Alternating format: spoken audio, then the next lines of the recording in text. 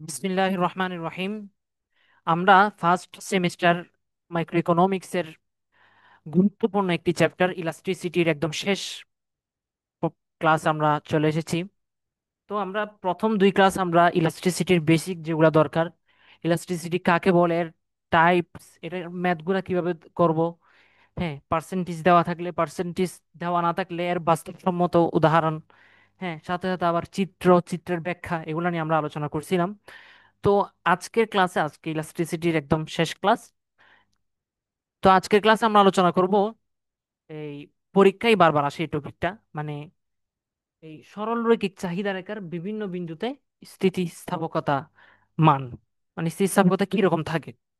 তো এটা নিয়ে আমরা আলোচনা করব। তো এটার শিরোনাম হচ্ছে point elasticity at different different points along a linear demand curve. তো আমরা আলোচনা শুরু করি। তো আলোচনা শুরুর পূর্বে একটা সূত্র আমাদের জানা প্রয়োজন।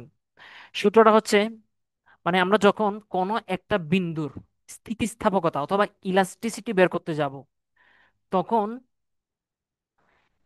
ইলাস্টিসিটি বের করার সূত্র হচ্ছে, আচ্ছা, প্রথম আমরা এই চিত্রটা একটু দেখে নিই। চিত্রটা কিরকম? হ্যাঁ, এই তো চিত্র। এখানে আমরা O X axis, O Y axis.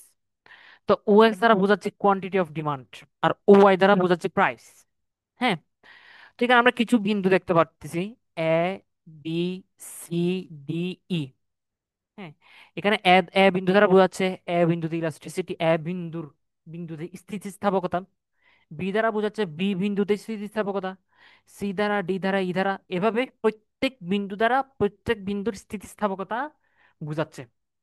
তো এখানে একটা পয়েন্ট, একটা নুক্তা খুবই গুরুত্বপূর্ণ, এটা মনে রাখতে হবে, যে মানে সরল চাহিদা রেখার বিভিন্ন বিন্দুতে স্থিতিস্থাপকতাও ভিন্ন হয়। আশা করি বোঝা গেছে। মানে সাপোজ ধরি এখানে স্থিতিস্থাপকতা 2, হ্যাঁ, তাহলে এখানে 1 হবে, এখানে 3 হতে পারে, এখানে 4 হতে পারে, এখানে 5 হতে, মানে এটা অভিন্ন, মানে এটা সেম হবে না, এটা ভিন্ন ভিন্ন হবে। আশা করি বোঝা গেছে।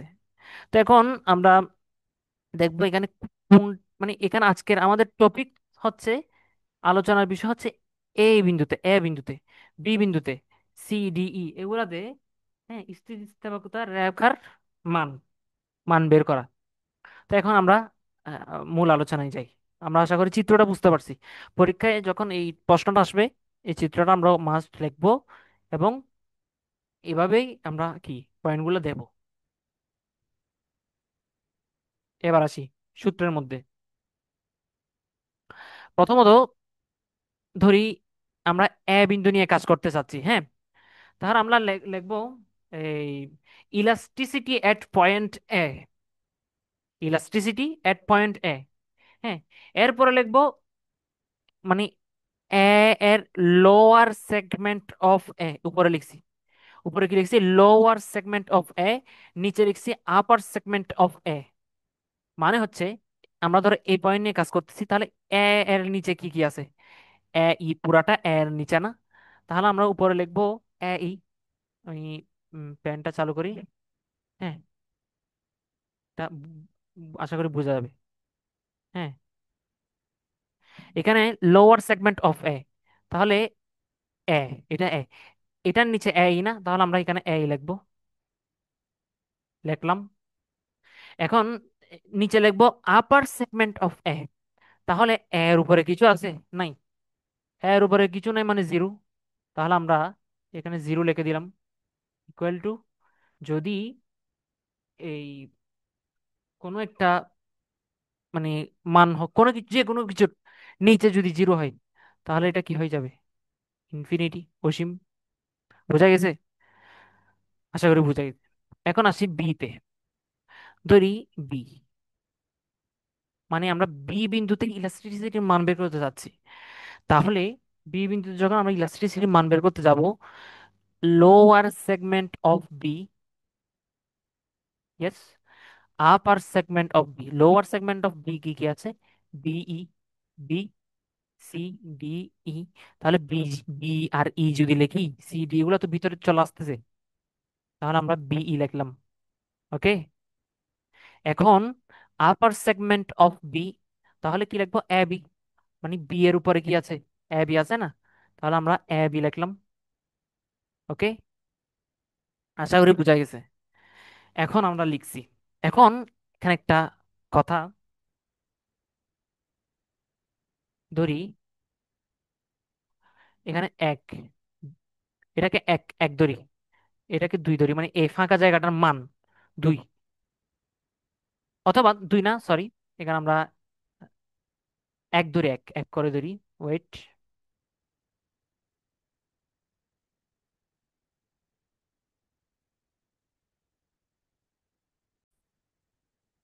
দেখছি, ধরি এখানে আমরা এক এক ধরলাম, মানে এ বি এর মান এক, এটা মানে ইমাজিন, এটা মনে করতেছি।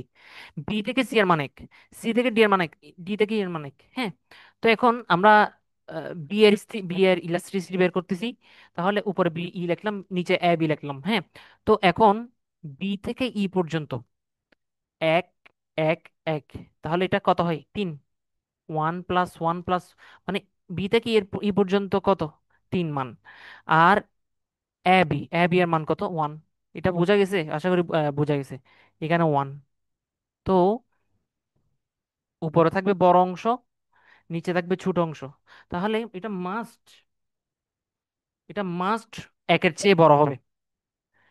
এটা মাস্ট একের চেয়ে বড় হবে।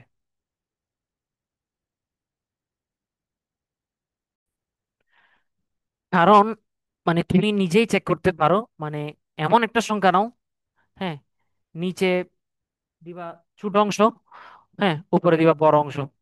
হ্যাঁ, তাহলে দেখা যাচ্ছে যেরকম উত্তরই আসুক, এটা ওয়ান এর বড় হবে, ওয়ান এর চেয়ে বড় হবে। তাহলে আমরা বলতে পারি, হ্যাঁ, এর মধ্যে ইলাস্ট্রিসিটি হচ্ছে ইনফিনিটি, আর বি এর মধ্যে ইলাস্ট্রিসিটি হচ্ছে ওয়ান এর চেয়ে কি, ওয়ান এর চেয়ে বড়, ওয়ান এর চেয়ে বড়। ওকে, আশা করি বোঝা গেছে।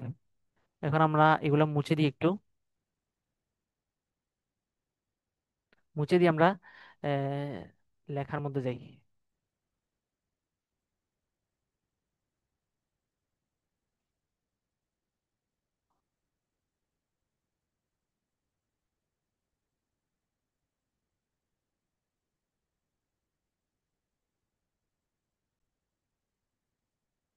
একইভাবে আমরা সি বিন্দুতে দেখব।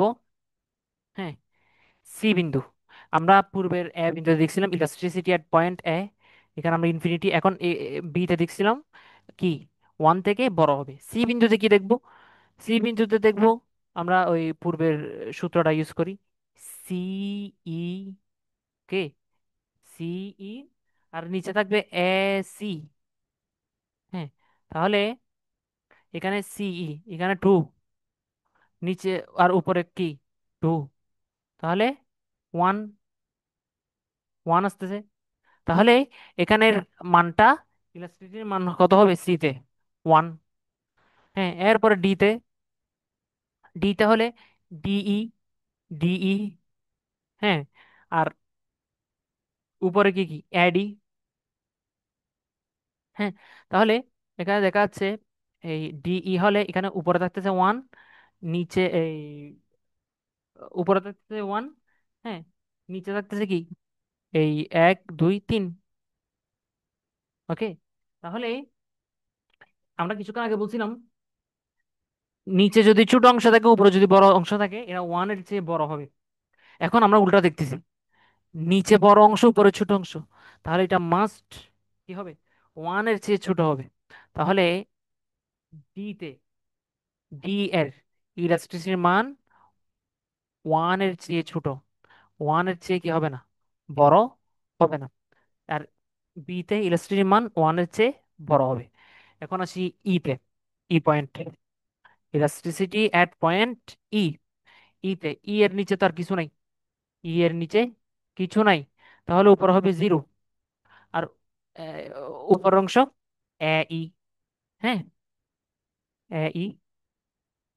ওকে, তাহলে এ ই, যেহেতু উপরে যেহেতু জিরো, শূন্যকে দিয়ে মানে উপরে ধরো পুরা পৃথিবী। হ্যাঁ, না, সরি, নিচে ধরো পুরা পৃথিবী, উপরে শূন্য, তাহলে এটার আনসার হবে জিরো। ওকে, মানে উপরে শূন্য নিচে যত কিছুই হোক, এটার আনসার হবে জিরো। তো এটাও একই অবস্থা। তাহলে elasticity of point E, elasticity at point E equal to zero. আশা করি বোঝা গেছে।